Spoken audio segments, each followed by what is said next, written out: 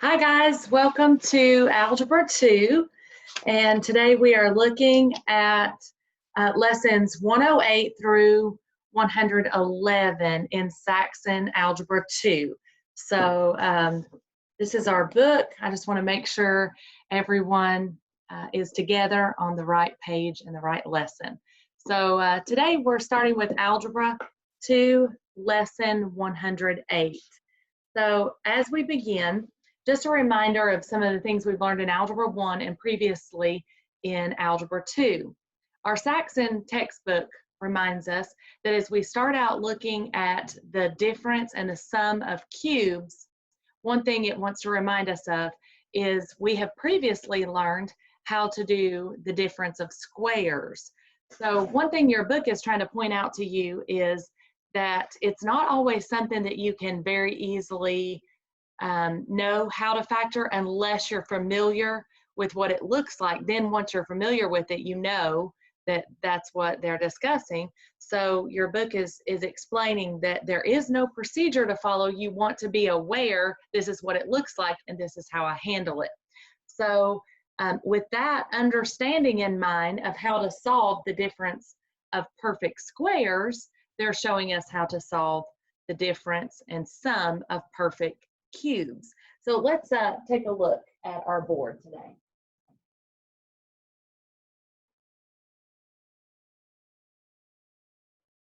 So we're looking at lesson 108 to begin with, and your book is reminding you if you had x minus 9, you might, not x minus 9, x squared minus 9, you might look at that and say, well, that doesn't look like typical things we factor, so since that's a little bit different, how would I solve that?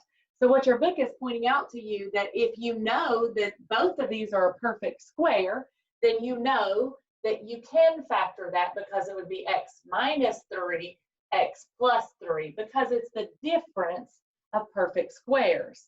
So since I know that, I know how to factor it.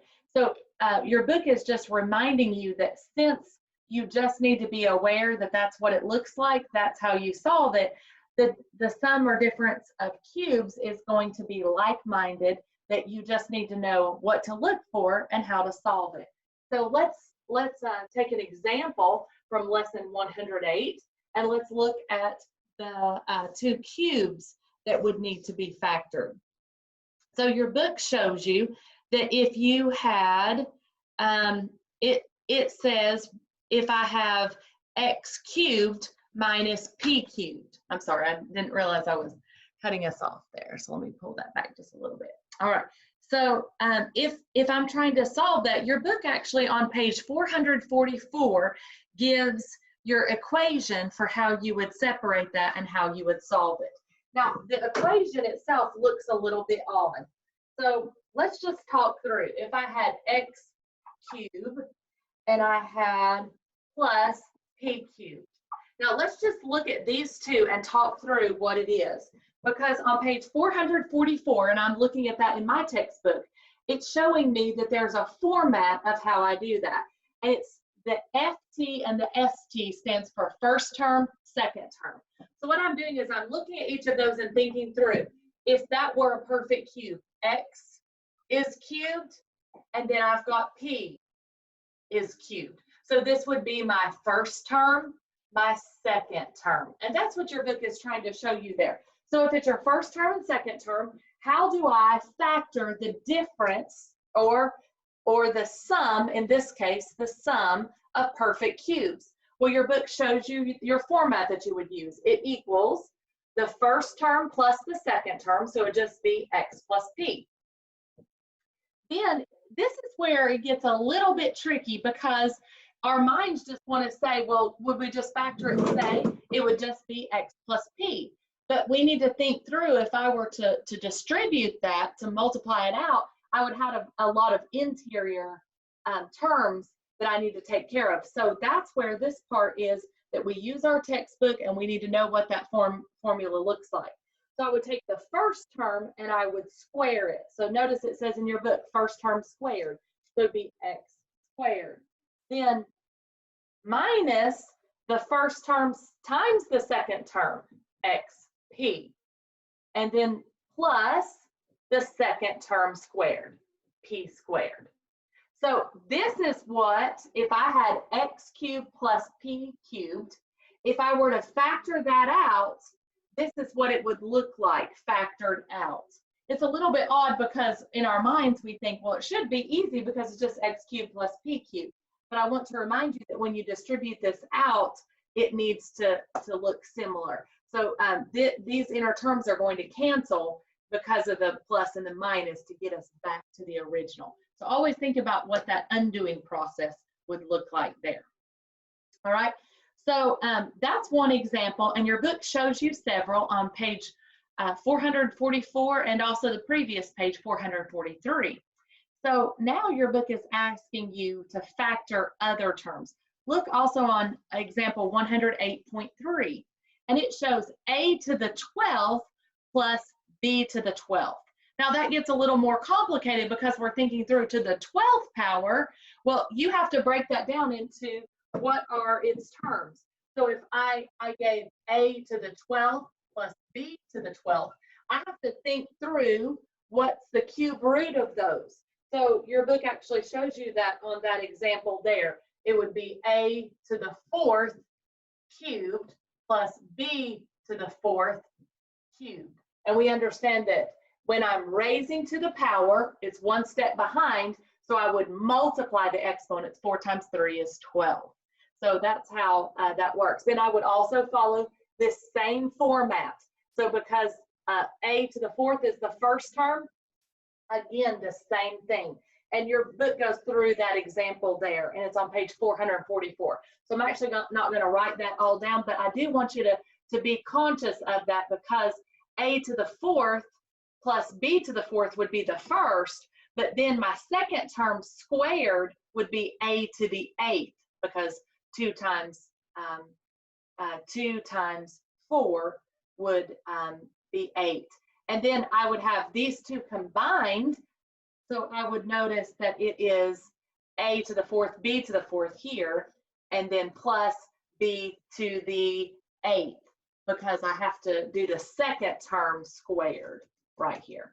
So that's where your book and its examples are really important because, again, this isn't something that unless you're familiar with it and look for it, just like when we did the difference of squares, you're not going to know to look for this unless you've understood this format for the sum and the difference of cubes.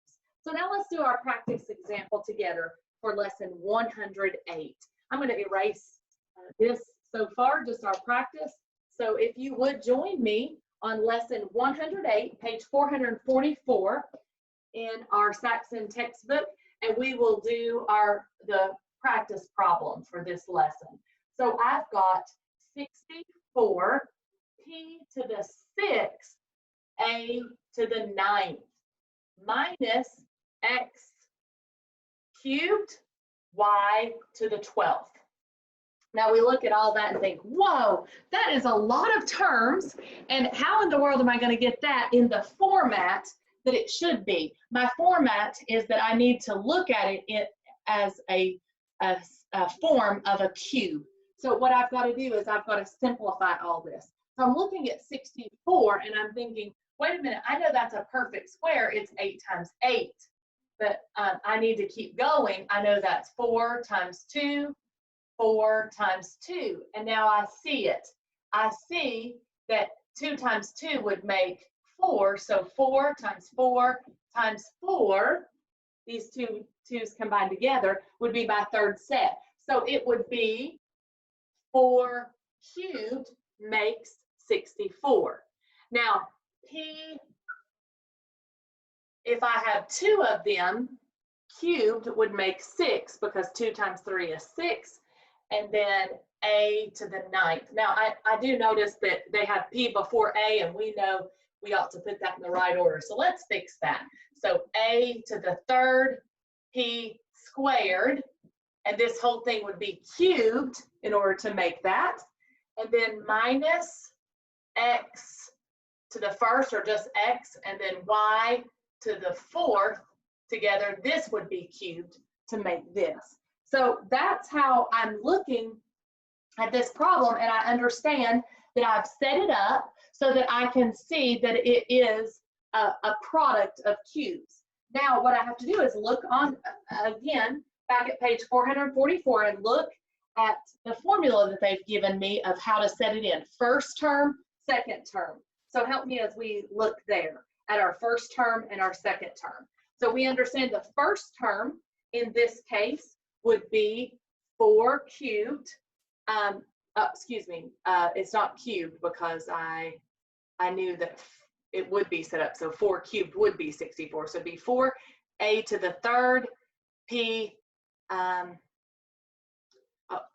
Yes, I've got them backward. Okay, I'm sorry. I panicked because I thought, oh no, that would make 9 and I have 6, but I forgot we corrected this from the original because it was out of order. So I hope that didn't confuse you all.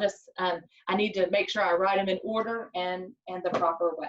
Okay, so let's start with our first term first. So our first term, now notice that this one is subtraction, whereas the example we did was addition, the sum. So now we're looking at the difference.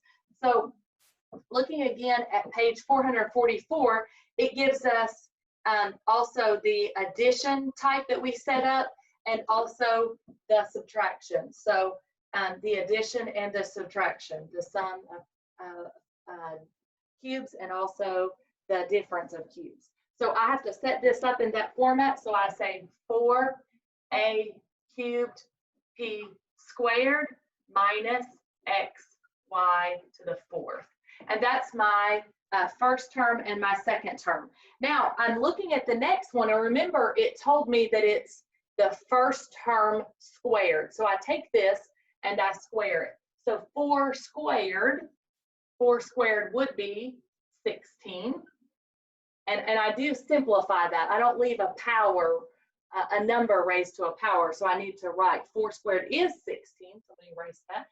So 16, and then I'm going to square each of these. A to the 6th, p to the 4th, right? Now, the next step is, even though my first term was minus, both of the next ones will be addition according to my formula that I'm following. So now I'm multiplying these two together. So I end up with 4, because 4 times 1 is 4. And then I've got a to the third, p squared, x, y to the fourth, because I've multiplied those together. And then the last one, I'm running out of boardroom, aren't I? So the last one should be beside of it, but I'm going to write it right underneath because I've ran out and I don't want to write on my wall. So the last term we would take is squared. So that would be x squared, y to the 8th. End my parentheses. And now I've taken this original problem and I've rewritten it in terms of cubes, and then I've shown what it would be factored out. That's a lot, isn't it? How would I know to do that?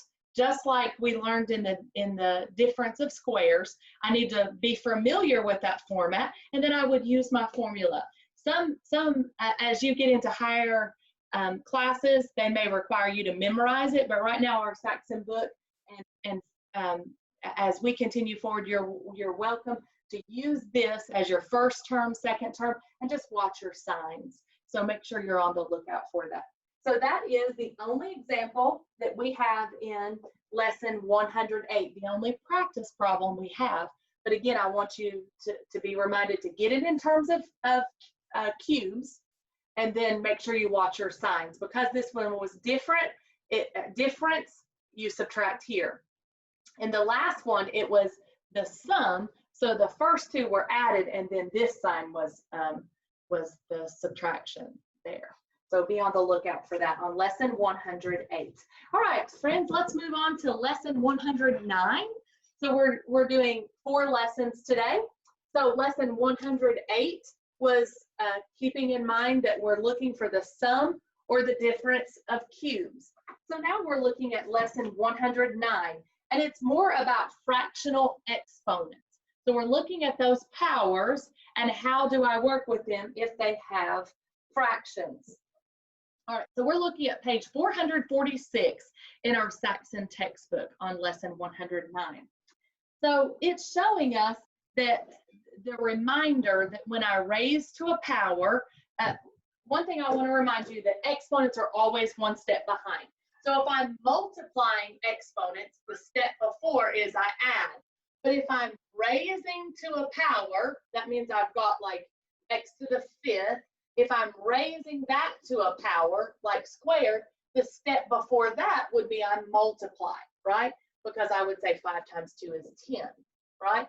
But if I'm multiplying, let's say x to the 5th times x squared, I'm multiplying those. The step before would be I add x to the 7th. So your book is just reminding you, how do I work with exponents?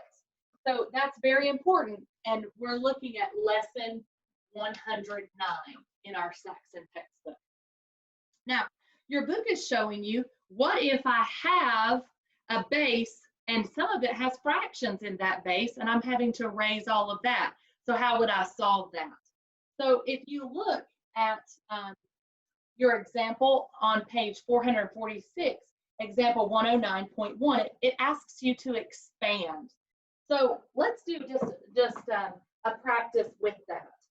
So there are no practice problems that show that. So I just want to point out to you this one, because your practice problems all have binomials as the base instead of a monomial. So look at example 109.1, because that is a monomial, one term. It has multiple variables, but it's still a monomial. So look at 2x to the 1/2, y to the 1/4, z, and the entire thing is raised to the 3rd power, or cubed. So what does that look like? Well, we know that algebra is always fair, right, friends? No matter what's going on in our world, whether it seems fair or not, algebra is always fair. Aren't you thankful for that? So that 3, that cube, gets distributed to everything fairly. I like that. So I have 2 to the 3rd power, or I can rewrite that.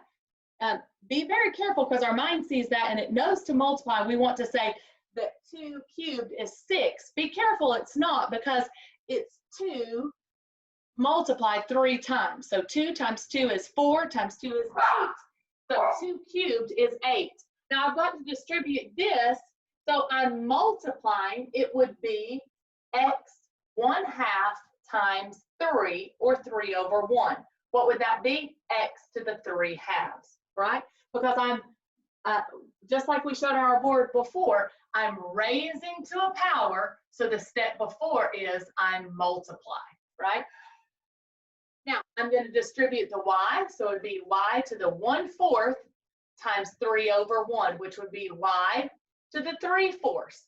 And then z was just z to the 1st, so 1 times 3 is 3. So that's my final answer. It would be 8x to the 3/2, y to the 3/4, z cubed. So that was an example in our lesson book, and I wanted to go over what that looks like. Now, the dilemma in the next example is that we might look at it and want to treat it the same, but I want to caution you to think through, what am I looking at? X to the 1/2 plus y to the 1/2, and then it says squared. Now, you may say, well, Ms. Kim, do I do the same thing and just distribute this 2 to both? And I want to caution you, because you might have the inclination to do that. But you see, this is a monomial, so I can do that. But I've got this plus sign here, and what this means is this whole thing is being squared. So it's not distributing, friends. It is saying x to the 1/2 plus y to the 1/2 times x to the 1/2 plus y to the 1/2. Now, if you'd like to FOIL that, that's one nickname that we call multiplication of binomials, is foiling, first, outer, inner, last. That's one way we look at it. Your Saxon book sets it up a little bit different, and they actually stack it and then show like you would multiply previously, where each part goes to both. And you're welcome to do it either way, whatever way you can visualize and understand that this example problem and this example problem are different, because they are not this is a monomial, this is a binomial. So I'm not just saying multiply this or distribute this 2 to both. I'm saying this whole thing gets multiplied by the whole thing. So I want to be very cautious that we approach them mathematically correct. So what would that look like? Well, the x to 1/2 would have to be distributed to both. So if I'm multiplying, remember, if I'm multiplying, the step before is I add. So x to the 1/2 times x to the 1/2 would be x, because 1/2 plus 1/2 is 1 whole x. Now, so I distributed here, but I've also got to distribute here. Plus, I would have x to the 1/2, y to the 1/2, correct? Now I've got to take this term and I've got to distribute it to both. So the next one would be plus x to the 1/2, y to the 1/2 again. So I distributed this one to here and got this term, but I also got the same term when I distributed here. All right, so now I've got 2 of these, all right? So I'm gonna write 2 x to the 1/2, y to the 1/2, because I had 2 sets of them. Then the last one would be y to the 1/2 multiplied by y to the 1/2. If I have a half and a half of, let's say, a chocolate pie, because that's my favorite, right? I have a half plus a half, I have a whole. Wow, that's a good dessert, right? So I've got plus y. So my final answer, I can bring down x plus y. So my final answer would be this. And I want to caution you, a lot of people would just try to distribute and say the answer was just x plus y. And you can tell they would be missing their inner terms. So be on the lookout for that and be cautious to think through, what does it mean? Is it a monomial or a binomial? So that way you can be on the lookout for that. Now, there are 2 example problems in lesson 109, so I'd like us to work both of those together. So turn with me to page 447 and let's practice. Now, I know we've done some of the book practice problems that you can look back on and are written down in your textbook, but let's do our actual practice problems together on page 447. So I'm looking at practice A first. Practice A says m to the 1/2 plus a to the 1/2, and this whole thing is squared. Well, this is very similar to what we just did, just different letters, isn't it? And it actually looks like letter B is similar, just different fractions and different variables as well. All right, remind your mind not to just distribute the 2, so you may want to rewrite it right next to it. So that way you're retraining your mind to think in the correct terms. So I'm saying this times the entire thing, not just distributing the 2 to both. All right, so what does that look like? We can FOIL it. Your book stacked it, and feel free to look back through your book. It's funny, but once you've learned how to do something a certain way, it seems easier to do it the way you've always been taught. So I love FOILing, first, outer, inner, last. So first, outer, inner, last. So a binomial times a binomial. So I just distribute this term first, then I have outer, then I have inner, then I have last. So that's just an easy way for me to look at it. And even as many years as I've been doing algebra, I still draw those arrows so I can remind myself so I don't leave something out. So m 1/2 times m to the 1/2. If I'm multiplying, the step before is I add. So I'm going to add a half and a half, make 1 whole. M to the first or just m, I can leave it that way. Now I'm distributing here, and I want to write it in proper terms, so it'd be a to the 1/2. A comes first before m, right? So I distributed m to the 1/2 to both of these. Now I'm going to distribute a to the 1/2 to both. So again, I would have another a to the 1/2, m to the 1/2, because I'm distributing this one here and now to the last, plus a, because 1/2 plus 1/2 makes a to the first or just a.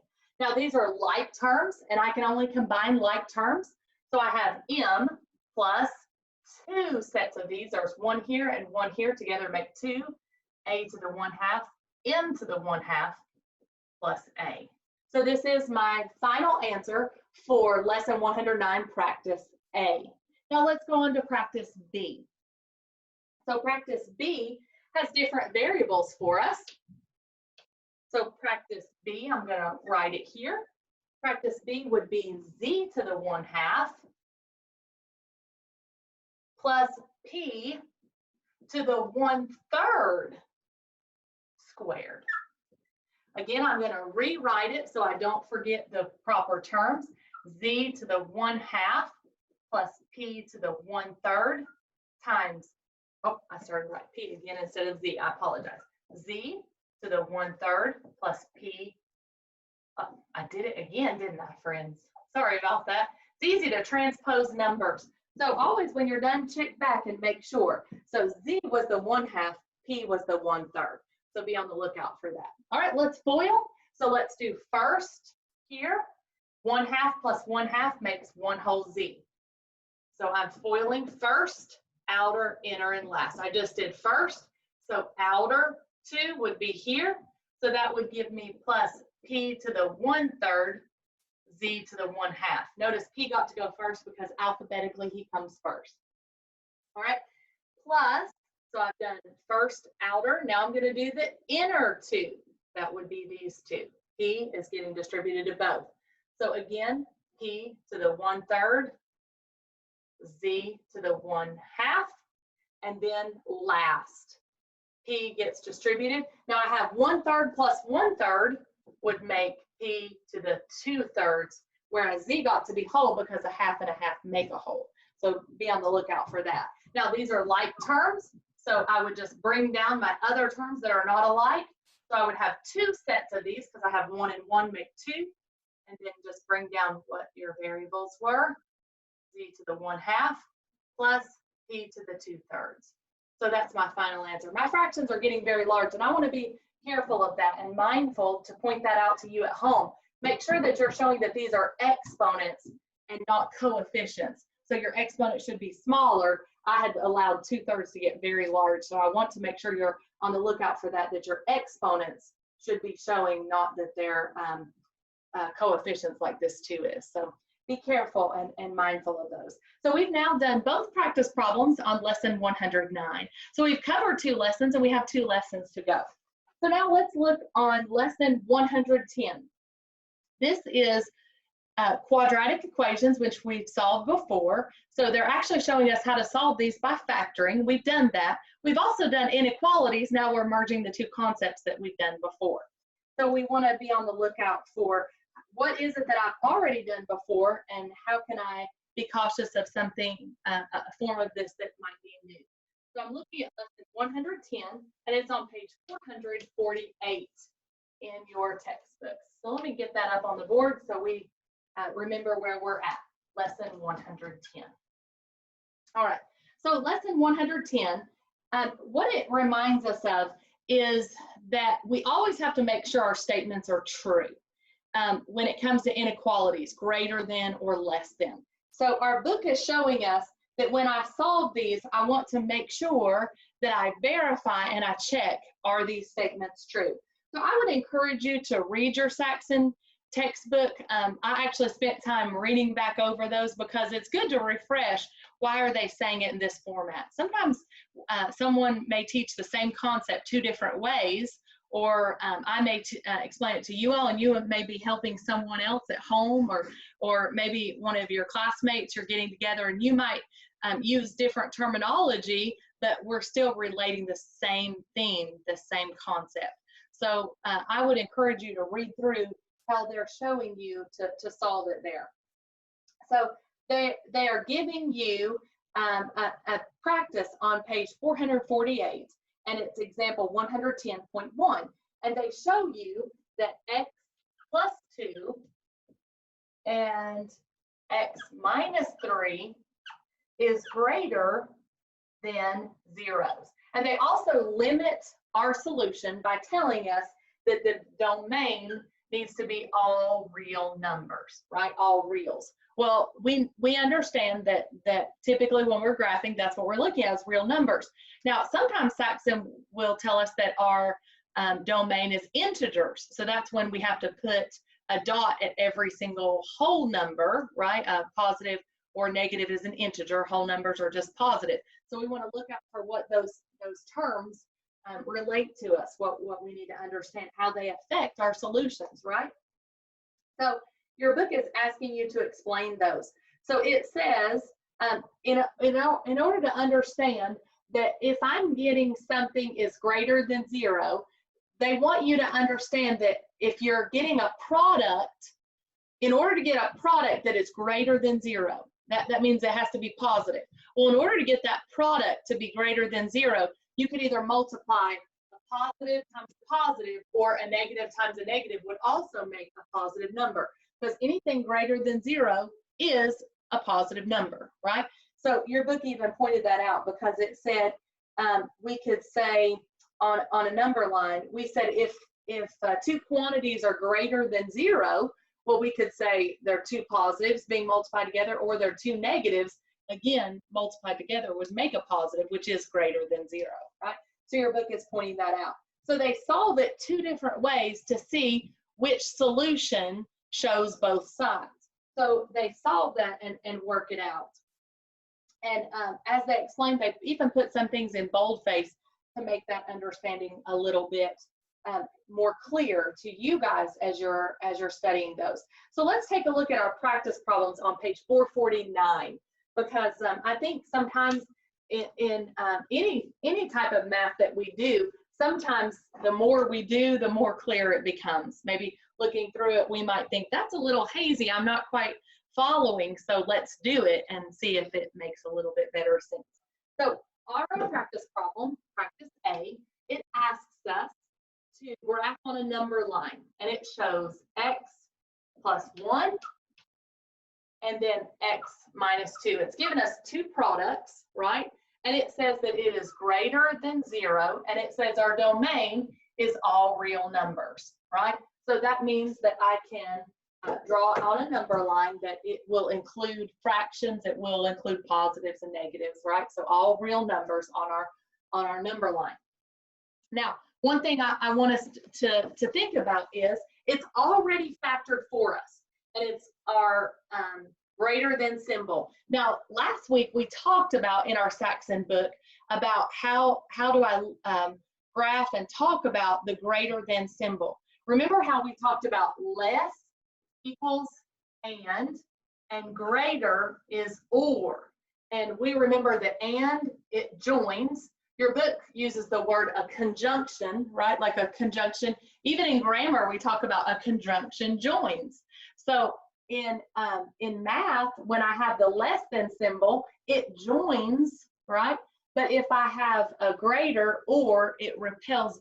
And we worked on this last week in Saxon when we did absolute value, because we were looking at absolute value graphs and inequalities and looking at how those would join or repel or go the opposite, right?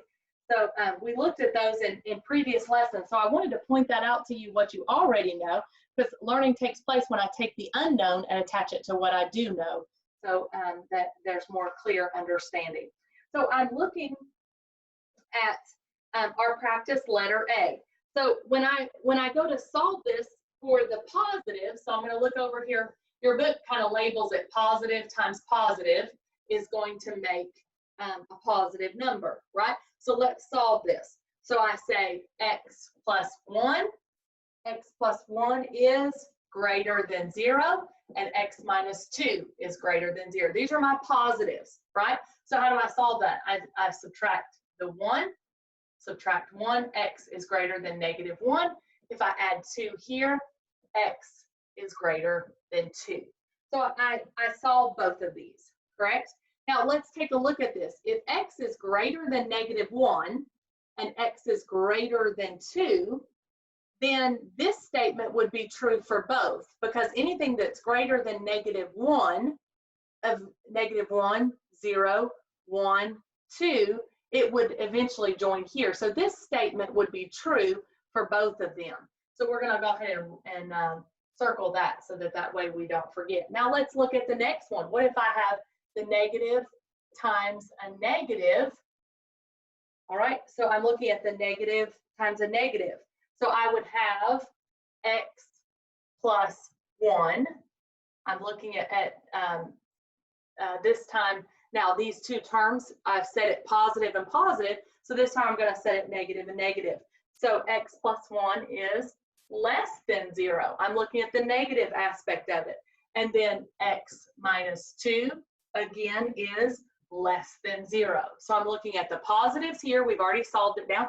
Now let's look at the negatives. I subtract 1, add 2. So I end up with x is less than negative 1 and x is less than 2.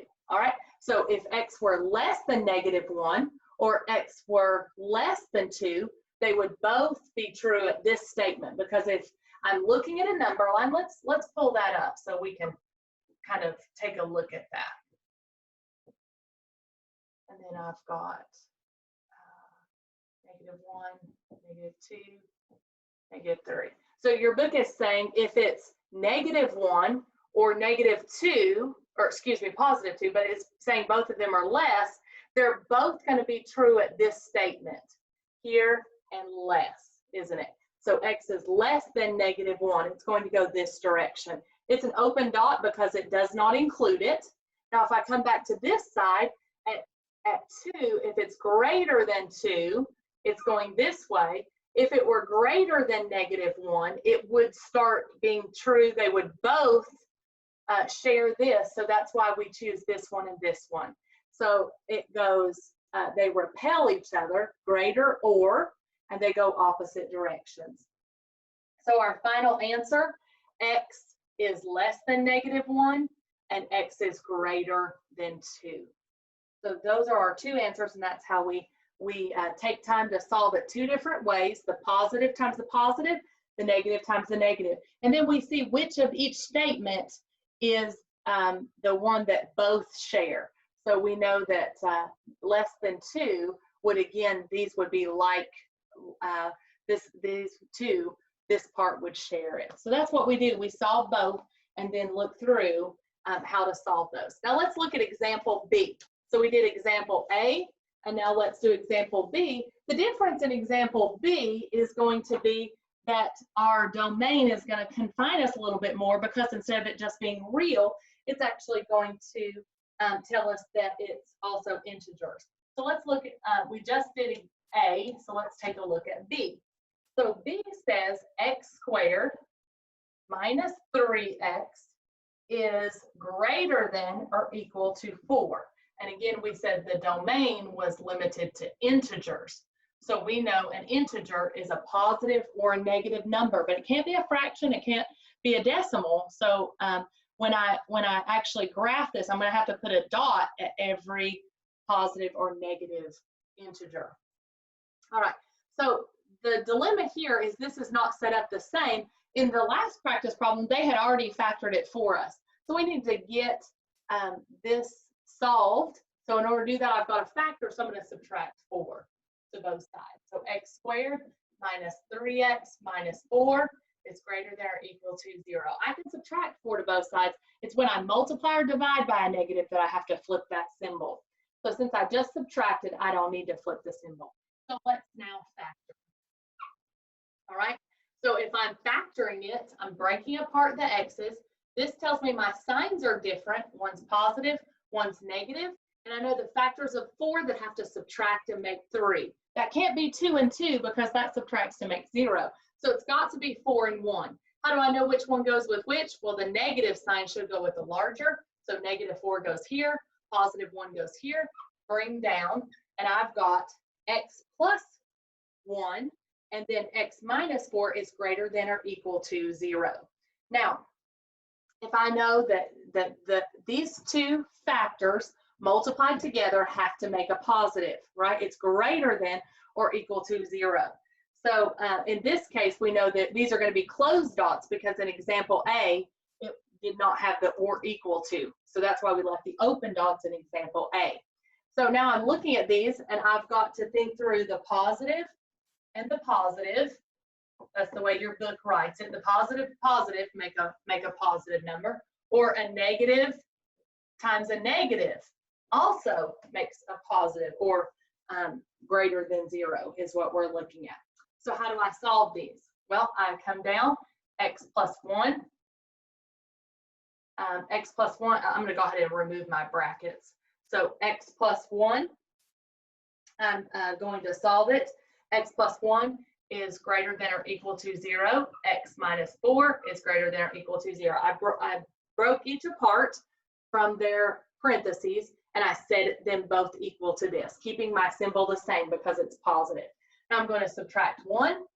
So I get x is greater than or equal to -1. I'm going to add 4, and I get x is greater than or equal to 4. Now let's go ahead and draw this number line first so we can talk through it. 0, 1, 2, 3, 4. Then I'm also going to do my negatives. All right, I think seeing it on a number line sometimes just makes what might have been a little bit more unclear clear just by seeing it or visualizing it, right? So if x is greater than 4, that means it would start here, and remember, it can only be the integer. So I'm just going to go ahead and put dots there so I can see where that includes. Now, if it's greater than -1, it would also begin including here. So I'm just going to write it here, here, and here, and understand that if it's greater than 4, it would start including the -1 at 4 as well. So this part would be true for both.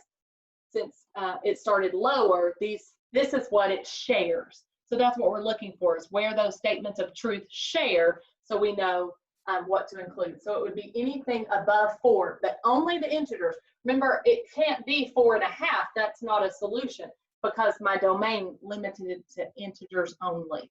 So now let's take a look at negative, negative. So how do I solve it negative, negative? Again, I say x plus 1, and I also say x minus 4. Same factors, but this time I am flipping the symbol. Is less than or equal to 0. And then I solve both of them. Subtract 1, x is less than or equal to -1. Add 4, x is less than or equal to 4. Now let's talk about those. So if x were less than or equal to -1, less than or equal to -1, it would be here. Less than 4 would be all of this, but this is where it would start including it. So less than. So they're repelling each other, and these large dots are my solutions. It can either go this direction or this direction. So I'm going to put an arrow this way and an arrow this way. They're repelling each other. How do I know that? Because when I'm solving it, greater is or, they repel. Less than is and it joins. So just a quick reminder from some of the inequalities we looked at last week. So I hope that helps. All right, that was lesson 110. So the last lesson we're looking at this week in Saxon is lesson 111. And these are 3 statements of inequalities, or excuse me, 3 statements of equality. We just looked at inequalities, right? Less than, greater than, less than or equal to, greater than or equal to. That's inequalities. Now we're looking at story problems and how I can make equations that are equivalent or equal to each other, right? So what about story problems where they tell me facts about things and I have to figure them out? In this case, we have 3 unknowns that we're trying to solve for. So in our textbook, they use examples for us with money. So don't you love those problems where they say, Sam has so many pennies, nickels, and dimes, and we've got to solve it. Well, how do you do that? Well, if you have multiple unknowns, you have to make multiple equations so that you can either substitute or eliminate, like we've done before with our equations. So that's what we're looking at. So lesson 111 begins on page 450. So on page 450, it talks through how to make those statements and how to begin to isolate a variable to solve for one unknown, and then you can plug it back into the previous problems to solve. So let's look. On page, lesson 111 is actually a very short lesson. It begins at the bottom of page 450, and it goes through a few examples, and it gives us one practice at the bottom of page 451. So let's start there together. So our last lesson for today is lesson 111. So we're looking at lesson 111, and there's only one practice problem. So I'll read it out loud to us, and then we'll try to break it down and help take the problem and see how we can make it make sense. there were 35 nickels, dimes, and quarters. So let's go ahead and write that down. I've got nickels, dimes, and quarters. Now, they told me that there were 35 of them. I don't know how many, there could be one nickel, one dime, and a whole bunch of quarters. Well, we don't know exactly how many. I just know the number of nickels, the number of dimes, and the number of quarters together make 35 pieces or coins, right? I just know I have 35 coins that I'm looking at.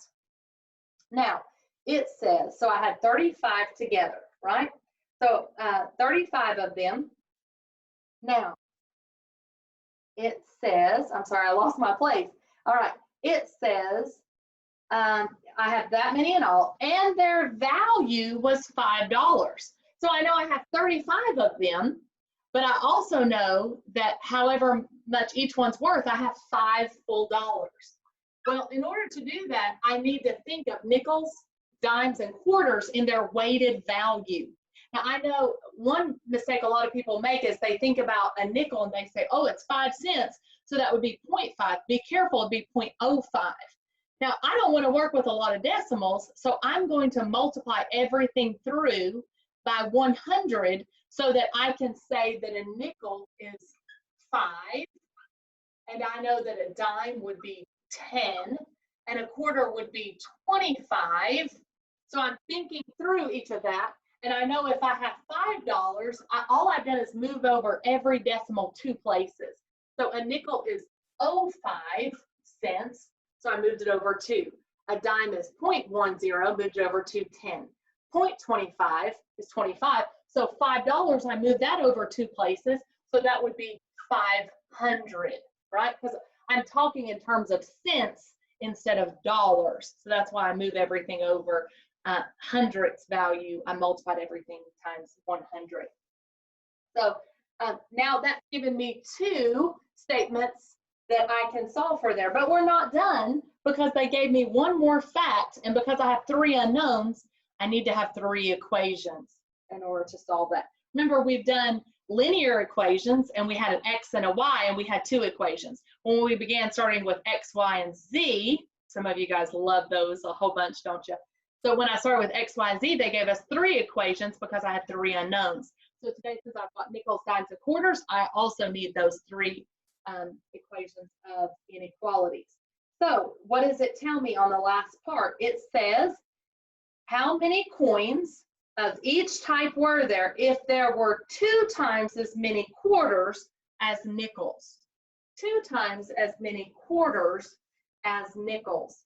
So that's something very important for me to solve through, because I know that there were 2 times as many nickels as there were quarters, right? So I have one more statement of equality there. So now that I have 3 unknowns and I have 3 equations, I can solve this. So what do I do first? Well, the first thing I'm going to do is I'm going to actually plug this in. Since this is Q, I'm going to plug this in here. So I know that that would be 2n. 2n. So it would be n plus d plus 2n equals 35. Well, now 2n plus 1n would make 3n plus dimes equals 35, right? So I got rid of my quarters by solving that, right? Now let's do the same thing and plug this in for my quarters. So for quarters here, I'm going to plug in 2n. So 2n times 25n is going to give me 50, right? So I'm trying to decide where to write this. So 5n, I'm afraid my board's going to get crowded. I'm sorry, I forgot to put my plus signs there, didn't I? So 5n plus 10d plus 50n. Notice where I got 50 was I had 5n, or excuse me, 2n times 25 made 50, right? And that equals 500. Now, I'm going to combine like terms. So I have 55n plus 10d equals 500. All right, so now I've got 2 statements that I've used my previous 3 statements to solve for. My dilemma here is I need to in some way get down to 1 variable, 1 unknown. How can I do that? How can I get down to 1 unknown? Well, this one is isolatable because D is by itself, so I could move this to the other side and then plug it in. So some of you guys I know really enjoy substitution. My favorite is elimination. So in order to eliminate, I notice that this is 10D and this is 1D. What if I multiply all this through by -10 and then add them together? I can eliminate the D or the dimes, right? So that's what I'm going to do. -30N minus 10D equals -350. Don't forget to distribute that -10 to everything, including your constant. That's a mistake I see regularly, is we forget to distribute to all fairly. Now, I have 10D minus 10D. I have positive and negative. They cancel each other out. So what does that leave me with? That leaves me with 15N, right? Oh, no, I missed a number. Maybe I was doing that at home to see if you all were paying attention and awake watching your video, right? We'll just say that that's what it was. But that's a good reminder that even math teachers can get busy and in a hurry and forget to watch as they're subtracting. So 55 minus 30 leaves me with 25N equals, I'm going to borrow from the 5, so that's going to leave me with 150. So I've got 25N equals 150. So what, on your calculators at home, take 150 and divide it by 25. So N equals, I'm going to move this so we can write N equals 6. All right, if you think about quarters, if I had $1.50, right, so I would have 6 of them. So the number of nickels equals 6. Well, I can plug it back in up here anywhere. Well, since I've already got nickels and quarters similar to each other, if I've got 6 nickels, 6 times 2 equals 12, right? So 2N equals Q, so I know that the number of quarters equals 12, right? So how many, I know now nickels, quarters, now I've got to figure out dimes. How do I solve that? Well, I can plug it in. I know that N plus D plus Q equals 35. I know that N is 6. I know that Q is 12. I don't know D. So I can just subtract. I know 12 and 6 make 18. So D plus 18 equals 35. I'm going to subtract 18. So I'm going to end up with dimes equals, you have it at home?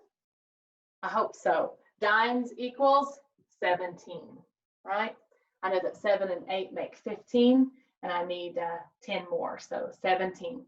So my nickels, dimes, and quarters, and together that makes 35. So it can be a little bit intimidating when we start out thinking, oh no, I've got 3 unknowns. But just remember, you've got to make 3 equations and then work with those to eliminate down to 1 and then plug those back in to solve. All right. Well, I appreciate your time and I appreciate you joining me for our lessons this week. And I hope that this is a help and encouragement to you while you're solving these at home. I look forward to seeing you next time. Thanks so much.